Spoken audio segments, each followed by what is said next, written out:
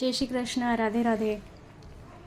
વૈષ્ણુ, આજે આપણે છે ને સંધાણાની એક મોસ્ટલી બધા જો આઈ થિંક બનાવતા જ હશે, પણ આપણે કંઈક અલગ રીતે, નવી રીતે કંઈક આપણે ઇન્સ્ટન્ટ ગુંદાનું અથાણું કેવી રીતે બનાવી શકાય. કારણ કે આપણે જે સંભારિયા ગુંદા ભરતા હોય એને કમસે કમ 5 થી 6 દિવસ આપણે સ્ટોર પહેલાં રાખવું પડે, પછી જઈને નરમ પડે છે. પણ ઇન્સ્ટન્ટ કેવી રીતે બનાવાય? તો સંભાર છે ને, મેં પહેલાં 1 કપ લીધો છે. સંભાર આપણે રાઈ મેથીનો સંભાર કરીએ છીએ એ જ છે.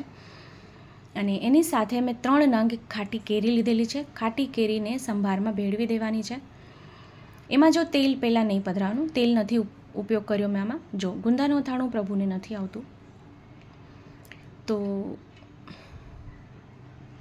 ખાટી કેરી આમાં નાખવાથી શું થશે, ખટાશ જેમ પકડાશે તો ગુંદામાંથી ચિકાસ નીકળી જશે.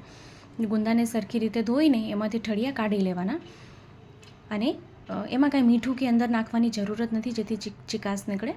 કારણ કે આપણે ઇન્સ્ટન્ટ અથાણા બનાવી રહ્યા છે, તો આ જે મસાલો આપણે બનાવ્યો છે એને સરખી રીતે પ્રેસ કરીને એમાં ભરવાનું છે. કેરી નાખવી એમાં કમ્પલસરી છે. તો આવી રીતે ભરીને એટલે દાબીને એને ભરી લેવાનું છે. આજે આપણે વઘારિયા ગુંદા કરવાના છે, જે આપ આરામથી વરસ દિવસ અને ફ્રીજમાં, પણ ફ્રીજમાં હું આપને સજેસ્ટ કરીશ કે ફ્રીજમાં આપણે એને સ્ટોર કરવો પડશે. બરણીમાં કે ડબ્બામાં ભરીને આપણે એને સ્ટોર કરી શકાય છે આરામથી. અને ઇન્સ્ટન્ટ છે. આપ ગુંદા આવતા હોય ત્યારે આપણે, હજી તો ગુંદા મળે છે હાલ ફિલહાલ તો હજી પણ અગર આપ અથાણું આ સંધાણા કરશો તો આખું વર્ષ આપનું અથાણું ચાલશે. તો આમાં તેલ જરાક ચડિયાતા પ્રમાણમાં લેવાનું છે. તેલ અહીંયા સિંગ તેલનો ઉપયોગ કરવાનો છે. હવે મારે માપમાં 1 કિલો ગુંદા મેં લીધા હતા, તો 1 કિલો ગુંદું હોય તો એમાં કમસે કમ આપણને 1/4 કિલો એટલે 1/4 લીટર તો તેલ આમાં જોશે જ. પછી એમાં આપણે રાઈ થોડીક ચડિયાતા પ્રમાણમાં કરવાની છે, કારણ કે આપણે વઘારિયા ગુંદા બનાવી રહ્યા છે. તો રાઈ આમાં મેં 1 ચમચી મોટી પધરાવી છે. અને ગુંદા જે મસાલાવાળા ભર્યા હતા એ ગુંદું એમાં પધરાવીને પછી એને ઢાંકી દેવાનું છે, જેથી વરાળમાં બફાય. જો આપ અહીંયા જોઈ શકો છો તો એનું તેલ ધીમે ધીમે છૂટું પડી રહ્યું છે, અને એને હલાવવાનું ધીરે ધીરે, કારણ કે પોચા તરત જ પડી જશે, સોફ્ટ થઈ જશે આ. અને ઢાંકી દેવાનું, વચ્ચે વચ્ચે એને ચલાવતા રહેવાનું.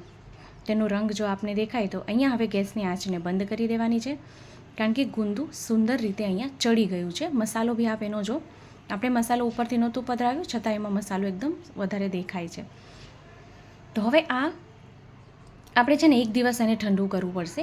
1 દિવસ આખું ઠંડુ થાય પછી આપણે એને સ્ટોર કરવાનું, પછી આપણે એને જારમાં, બરણીમાં કે ડબ્બામાં ભરવાનું. તો આ પ્રોપર રીતે એકદમ, જો ઠંડુ થઈ જશે પછી જે તેલ છે ને બધું શોષાઈ જશે.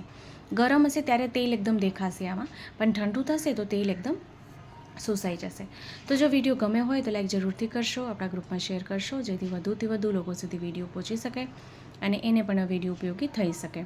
તો ગુંદાનું અથાણું ખૂબ ઇન્સ્ટન્ટ રીતે અને ખૂબ નવી રીતે આપણે કર્યું, કે જેમાં જરા બી વાર ન લાગે અને આપણે એમાં રાહ જોવાની જરૂરત ના પડે. આપણે ઇન્સ્ટન્ટ અથાણું બનાવી શકીએ છીએ અને ઇન્સ્ટન્ટ આપણે એ ઉપયોગમાં લઈ શકીએ છીએ.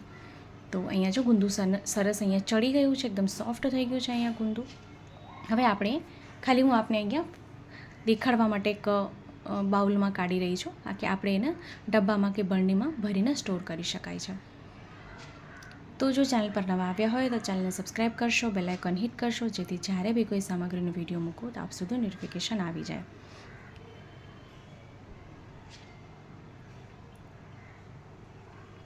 આપને કંઈ પૂછવું છે તો આપણને ફરીથી કમેન્ટ કરશો, ચોક્કસથી રિપ્લાય કરીશ. આપને કાંઈ ના સમજાણું હોય તો ફરીથી આપ કમેન્ટ કરશો કે ક્યાં આપને શું મૂંઝવણ લાગે છે. તો ફરીથી મળશું નવા વિડીયો, નવી સામગ્રીની સાથે. ત્યાં સુધી આપ સૌને મારા જય શ્રી કૃષ્ણ.